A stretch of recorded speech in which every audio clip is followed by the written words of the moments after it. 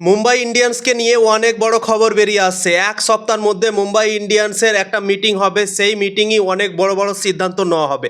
তো কি কি সিদ্ধান্ত নেওয়া হবে এই ভিডিওতে তোমাদেরকে জানাবো। এবং জসপ্রীত বুমরা ও তিলক বর্মা সব থেকে এগিয়ে আছে মুম্বাই ইন্ডিয়ান্সের ক্যাপ্টেন হওয়ার জন্য বন্ধুরা, সেটাকে নিয়েও এই ভিডিওতে আলোচনা করব। তো সব কিছুর ইনফরমেশন এই ভিডিওতে তোমাদেরকে জানাবো, তো ভিডিওকে লাস্ট অবধি দেখতে থাকো।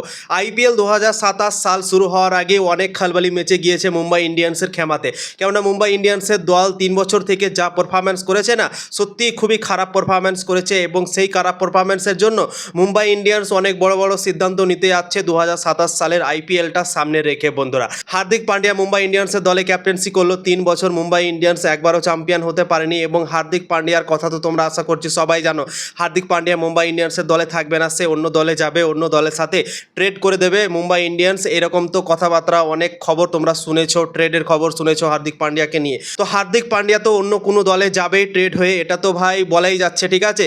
এবং তার সাথে সাথে এখন খবর বেরিয়ে আসছে কি সূর্যকুমার যাদবও মুম্বাই ইন্ডিয়ান্স দলে নাও থাকতে পারে 2027 সালের আইপিএলে। মুম্বাই ইন্ডিয়ান্স ট্রেড করে অন্য কোনো দলকে দিয়ে দিতে পারে সূর্যকুমার যাদবকে, এইরকম ভাই রিপোর্ট বেরিয়ে আসছে।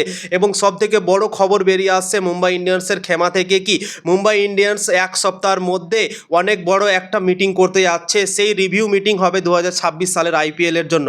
2026 সালে মুম্বাই ইন্ডিয়ান্স দল কেন এত খারাপ পারফরম্যান্স করলো, ড্রেসিং রুমের মাহল কেমন ছিল, কেন প্লেয়াররা এইভাবে পারফরম্যান্স দিল এত শক্তিশালী দল থাকা সত্ত্বেও, সব কিছুকে নিয়েই এই রিভিউ মিটিংটা করা হবে। 2027 সালের আইপিএলকে নিয়েও করা হবে, 2026 সালের আইপিএলকে নিয়েও করা হবে। সব কিছুই বড় বড় সিদ্ধান্ত নেওয়া হবে। মুম্বাই ইন্ডিয়ান্সের হেড কোচ মহিলা জয়বর্ধনাকে নিয়েও অনেক বড় সিদ্ধান্ত নিতে পারে। মহিলা জয়বর্ধনার হেড কোচের ভূমিকা পালন করছিল মুম্বাই ইন্ডিয়ান্সের দল থেকে, তার পারফরম্যান্স খুব একটা ভালো হয়নি। একজন হেড কোচ হিসেবে তারও সিদ্ধান্ত নিতে পারে মুম্বাই ইন্ডিয়ান্স, তাকেও হয়তো বাদ দিতে পারে। কাইরন পোলার্ড ব্যাটিং কোচ ছিল, তো কাইরন পোলার্ডকে আশা করছি খুব একটা কিছু নাও করতে পারে। কাইরন পোলার্ডকে অবশ্যই আমার মনে হয় রাখতে পারে, কেননা সব কাজ মহিলা জয়বর্ধনা মেন হিসেবে কাজ করছিল। তো মহিলা জয়বর্ধনার ওপরই সব দোষ আমার মনে হয় পড়তে পারে বন্ধুরা। তো মহিলা জয়বর্ধনার জায়গাতে অন্য কোনো কোচ আসতে পারে 2027 সালের আইপিএলের জন্য, এই সিদ্ধান্তটা নিতে পারে মুম্বাই ইন্ডিয়ান্স দল। এবং সূর্যকুমার যাদবকে নিয়ে সিদ্ধান্ত নিতে পারে কি কার সাথে কার ট্রেড করা যায়। সূর্যকুমার যাদবের কথা শোনা যাচ্ছে কি তাকে নাও রাখতে পারে মুম্বাই ইন্ডিয়ান্স, তো অন্য কোনো দলের সাথে ট্রেড করবে কি না করবে সেটাকে নিয়েও আলোচনা হবে।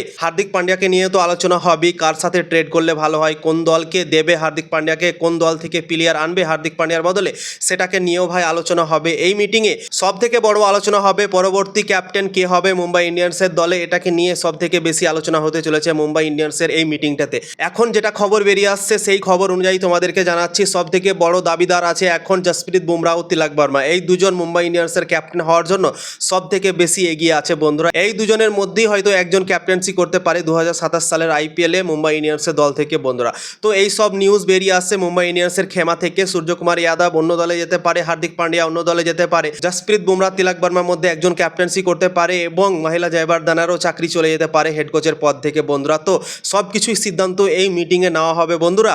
2027 সালের আইপিএলকে নিয়েও নেওয়া হবে, 2026 সালে কেন হেরে গিয়েছিল মুম্বাই ইন্ডিয়ান্সের দল, কি সমস্যা ছিল, সব কিছুই কিন্তু খতিয়ে দেখবে এই এক সপ্তাহের মধ্যে যে মিটিংটা হতে চলেছে মুম্বাই ইন্ডিয়ান্সের দলে, সেই মিটিংটাতে বন্ধুরা।